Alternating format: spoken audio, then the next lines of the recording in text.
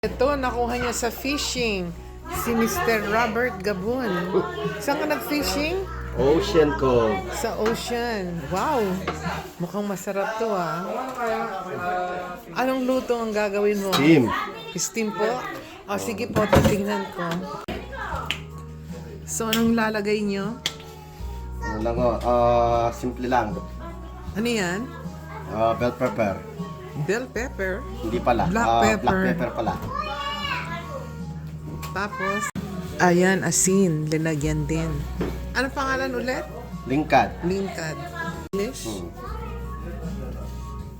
Hindi hito. Hindi. Mukhang Lingkad. hito. Ginger. Ginger. Tinadtad na pinong ginger. Ay, i-oven mo? Oh. Ay, i-oven mo. Pero, pampabango. Ayan. Fresh po ito, galing ng dagat. Ang Robert ang nakakuha. Bake niya ng 375 degrees Fahrenheit for 14 minutes. So, ayan, kailangan preheated ang oven. Ito! Ikaw mag-like ko.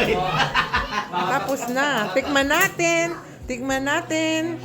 Oh, ayan. Nilalagyan pa ng dekorasyon. Maraming cilantro. Oh, tikman natin. Nasaan yung pinag- Ayan, dinalagyan ng light soy sauce. Tansya-tansya lang.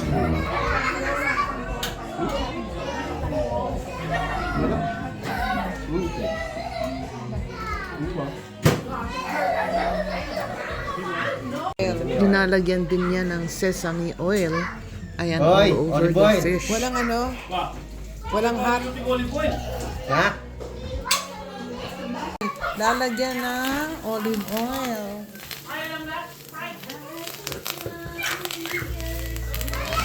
Pinakulo mo niya ang olive oil. Ayan, tapos binuhos sa fish. Ano kayo? Magkano kanya yung kahit Nani lagyan? karitak-litak na. Nani lagyan? Lintag. Lintag. Lintag. Nani lagyan yan? Lingkad. Lingkad. Ram, tandaan na. Ah! Kamay nyo na! Sorry mo rin mo. Kembunto. Sige mo ito. Mas masanting Kenny. Ano yan? Burikay na yan. Sorry Kenny. Oo, burikay yan. Burikay yan. Tara tipis mo pila. Wow, ang sarap. Tamang-tama ang alat. Fresh na fresh ang lasa. Yummy.